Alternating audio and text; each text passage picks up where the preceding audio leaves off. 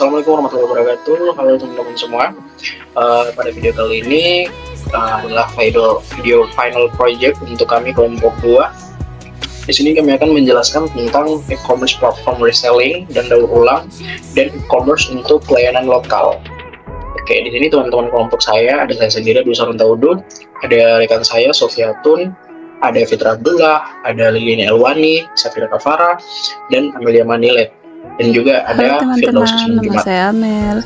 Di sini saya akan menyampaikan materi tentang regulatory, ethical, and social environment pada e-commerce atau perdagangan elektronik adalah proses jual beli barang dan jasa yang dilakukan secara online melalui internet. E-commerce telah merevolusi cara kita berbisnis dan berbelanja. Namun, pertumbuhan pesat e-commerce juga menghadirkan tantangan baru dalam hal regulasi, etika, dan juga lingkungan sosial. Yang pertama, regulasi dalam e-commerce itu mengacu pada aturan hukum yang mengatur aktivitas perdagangan elektronik. Jadi dia mencangkup perlindungan konsumen, perlindungan data pribadi, keamanan transaksi elektronik, dan pajak e-commerce. Yang kedua itu etika. Etika atau etika dalam e-commerce ini membahas tentang tanggung jawab moral perusahaan dan pengguna dalam berinteraksi secara elektronik. Dia meliputi isu-isu seperti kejujuran dalam praktik bisnis online, perlindungan konsumen dari penipuan, dan juga keterbukaan dalam penggunaan data. Yang ketiga terdapat lingkungan sosial. Lingkungan sosial e-commerce ini mencangkup dampak dari perdagangan elektronik terhadap masyarakat secara luas. Dia termasuk efek sosial dari perubahan perilaku belanja online terhadap toko fisik, inklusi digital, dan juga aksesibilitas produk dan layanan bagi berbagai kelompok masyarakat. Nah, berikutnya ada analisis building a social commerce. Building a social commerce ini merujuk pada proses pembangunan dan pengembangan platform atau strategi bisnis yang mengintegrasikan elemen-elemen sosial media ke dalam aktivitas e-commerce.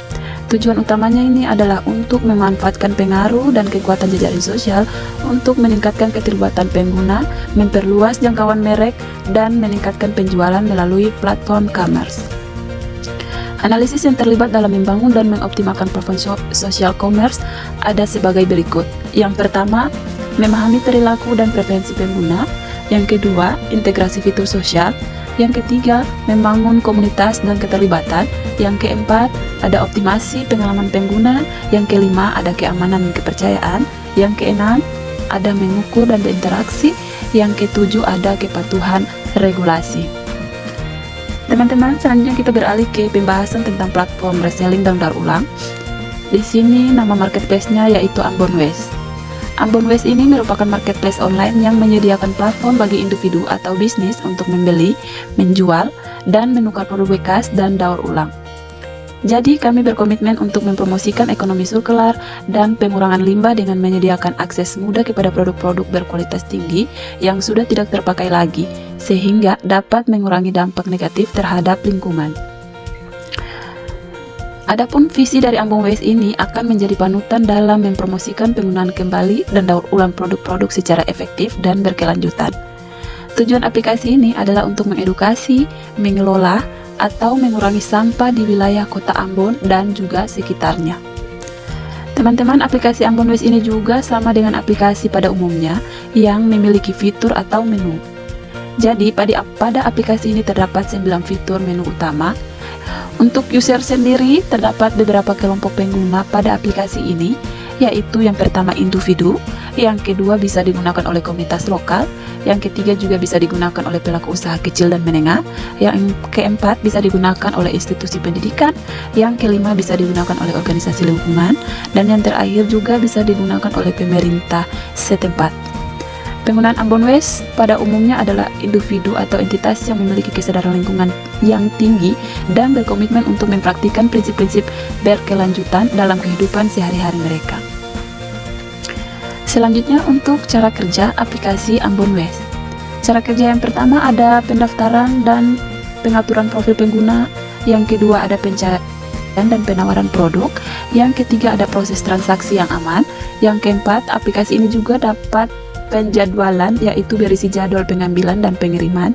Yang kelima, dia juga terdapat edukasi dan informasi lingkungan. Yang keenam, ada juga forum komunitas untuk interaksi pengguna. Yang ketujuh, ada juga sistem insentif. Yang ke-8 juga ada kemitraan dan kolaborasi. Selain itu juga aplikasi ini terdapat yang namanya monitoring dan pelaporan untuk pelacakan aktivitas. Dan yang terakhir, ada juga promosi kesadaran lingkungan. Biasanya akan ada event atau kegiatan yang mengedukasi pengguna. Untuk titik-titik pengumpulan sampah bisa dikumpulkan di beberapa kantor cabang. Yang pertama, kantor cabang Ambon West di Jalan CHR Shop Planet Poka, Kecamatan Teluk Ambon, Kota Ambon, Maluku. Tepatnya di dekat Indomaret bawah JMP Merah Putih Poka. Yang kedua, ada kantor cabang Ambon West di Jalan Jenderal Sudirman Batu Merah, Kecamatan Silmo, Kota Ambon, Maluku. Tepatnya di belakang Hotel Santika. Yang ketiga, di kantor pusat Ambon West di Jalan Aipati, Kelurahan Honepopu, Kecamatan Sirma, Kota Ambon, Maluku, samping kampus IPB Stikom Ambon. Dan yang terakhir ini tepatnya di kantor cabang Ambon West, Jalan Citralen Utama, Lateri, Kecamatan Baguala, Kota Ambon, Maluku, depan Citralen Ambon. Nah, untuk hasil daur ulang dari penggunaan aplikasi ini, ada beberapa contoh hasil daur ulang. Yang pertama, ini ada tas atau dompet dari bahan daur ulang seperti kain jeans bekas. Yang kedua, ada meja dan kursi dari bahan kayu. Yang ketiga juga ada meja dan kursi dari bahan botol plastik. Yang keempat, ada lampu hias dari botol kaca bekas. Dan yang terakhir, ada pakaian dari tekstil daur ulang. Untuk setiap barang ini merupakan contoh dari praktik ekonomi sirkular, di mana bahan-bahan bekas diubah menjadi produk baru yang bermanfaat, mengurangi limbah, dan dapat mendorong pengguna sumber daya yang lebih efisien. Penggunaan aplikasi ini juga berdampak positif bagi pengguna dan masyarakat sekitar, yaitu pertama sudah pasti terjadinya pengurangan limbah, yang kedua promosi ekonomi sirkular, yang ketiga ada edukasi dan kesadaran lingkungan kepada pengguna, yang keempat terdapat dukungan terhadap bisnis lokal dan kecil, dan yang terakhir pastinya terjadi reduksi emisi karbon. Oke, di sini kita masuk pada slide Guru Les. Perlu teman-teman ketahui di sini tentang Guru Les. Jadi, Guru Les itu adalah aplikasi yang menyediakan platform untuk menghubungkan siswa dengan guru private secara online atau offline di Kota Ambon. Jadi aplikasi ini kami rancang khususnya buat di Kota Ambon ya teman-teman. Nah, tentu saja aplikasinya itu dirancang untuk memudahkan pencarian guru les private yang sesuai dengan kebutuhan pengguna, baik untuk pelajar akademis maupun non-akademis seperti musik atau olahraga. Tujuan dari aplikasi ini adalah untuk menjadi platform terkemuka dalam menyediakan layanan les private yang mudah diakses dan terpercaya di Indonesia. Kami berkomitmen untuk mendukung pendidikan dengan mempertemukan siswa dengan guru berkualitas untuk mencapai tujuan akademis dan mengembangkan pribadi mereka. Nah, tentu saja dengan platform guru les ini kami ingin memfasilitasi koneksi antara siswa dan guru les private dengan cara yang inovatif dan efisien. Nah, aplikasi ini tidak hanya membantu meningkatkan akses terhadap pendidikan yang berkualitas, tetapi juga mendukung pertumbuhan ekonomi guru les lokal, khususnya Kota Ambon, di berbagai bidang studi dan keterampilan. Visi dari aplikasi ini menyediakan akses pendidikan yang merata, memungkinkan akses pendidikan berkualitas tinggi untuk semua. Yang kedua, transformasi pembelajaran. Nah, di sini mengubah cara tradisional pembelajaran dengan memanfaatkan teknologi untuk meningkatkan efisiensi dan efektivitas dalam belajar.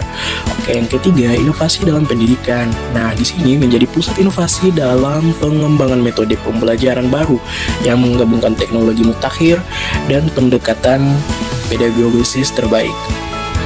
Terutama dalam aplikasi Guru Les ini ada beberapa. Yang pertama, Guru Les. Kemudian ada fitur pencarian. Nah, fitur pencarian ini ada apa aja? Di dalam fitur pencarian, ada fitur pencarian yang memungkinkan pengguna mencari guru berdasarkan mata pelajaran, tingkat pendidikan, dan lokasi.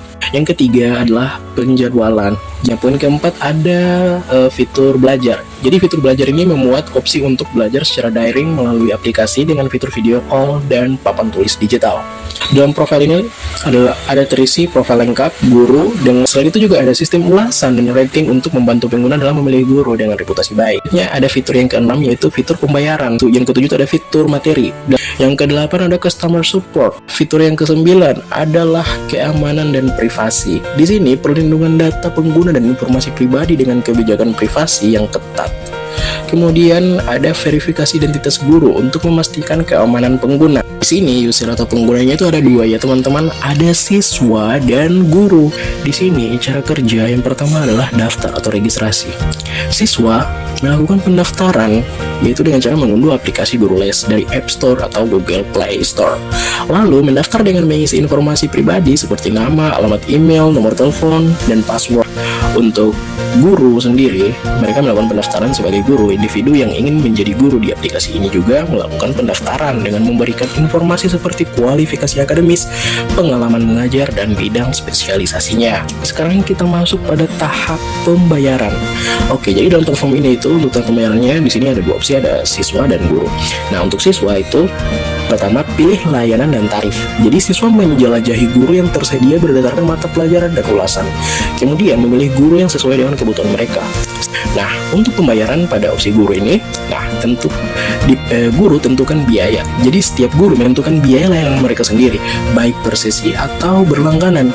Dan mereka memastikan detail harga ini terlihat jelas di profil mereka. Nah, sekarang kita masuk pada tahap penjadwalan untuk siswa dan guru. Nah, untuk siswa, pilih jadwal. Siswa menggunakan fitur penjadwalan dalam aplikasi untuk menentukan waktu yang cocok untuk sesi belajar dengan guru yang dipilih. Untuk guru, terima permintaan les. Nah, guru menerima permintaan penjadwalan dari siswa dan mengecek ketersediaan mereka untuk waktu yang diminta. Kemudian yang keempat, kita masuk pada tahap proses belajar. Nah, proses belajar ini yaitu ada les daring, ada les tatap muka. Nah, di sini kita masuk pada les daring dulu. Les daring ini ada yang pertama persiapan. Jadi sebelum sesi dimulai, siswa dan guru memastikan mereka terhubung melalui fitur video call dan papan tulis digital yang tersedia dalam aplikasi. Kedua, kita masuk pada les tatap muka. Nah, di sini persiapan dan lokasi. Siswa dan guru mempersiapkan lokasi untuk sesi belajar tatap muka sesuai yang telah disepakati sebelumnya. Yang kedua, pelaksanaan sesi. Jadi di sini sesi belajar dilakukan secara langsung, di mana guru memberikan pengajaran langsung kepada siswa sesuai dengan materi yang telah direncanakan. Ulasan dan feedback. Jadi siswa memberikan ulasan. Jadi di sini itu setelah sesi belajar selesai, siswa memberikan ulasan dan rating terhadap pengalaman mereka dengan guru. Jadi hal ini membantu siswa lain memilih guru yang sesuai dengan dan memberikan umpan balik yang konstruktif kepada guru. Kemudian untuk guru menerima ulasan. Jadi guru menerima ulasan dari siswa tentang sesi belajar yang tadi. Ulasan ini membantu guru memperbaiki kualitas layanan mereka dan membangun reputasi yang baik di platform ini. Customer support. Nah, perlu teman-teman ketahui di sini tuh ada layanan pelanggan. Jadi aplikasi menyediakan layanan dukungan pelanggan untuk membantu siswa dan guru dengan masalah teknis. Jadi pertanyaan tentang pembayaran atau pertanyaan umum tentang penggunaan aplikasi di sini akan dihadapkan dengan customer support yang akan membantu. Nah, dengan sistem yang terstruktur dan mudah digunakan seperti ini, aplikasi Guru Les memungkinkan siswa untuk belajar dengan lebih efektif dan guru untuk mengelola jadwal pengajaran mereka dengan lebih efisien, menciptakan pengalaman belajar memuaskan bagi semua pihak yang terlibat. Oke, triknya itu ada 5. Yang pertama ada fleksibilitas pendidikan yang lebih luas, yang kedua ada fleksibilitas waktu, yang ketiga ada peningkatan kualitas pengajaran, dan keempat penghematan biaya, yang kelima inovasi dalam pendidikan.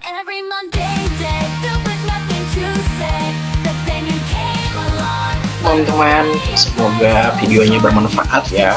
Nah, kami dari kelompok 2 mengucapkan permohonan maaf atas kesalahan dalam presentasi, dan kami mengucapkan terima kasih kepada dosen atas materi yang telah diberikan untuk final project yang super the best banget.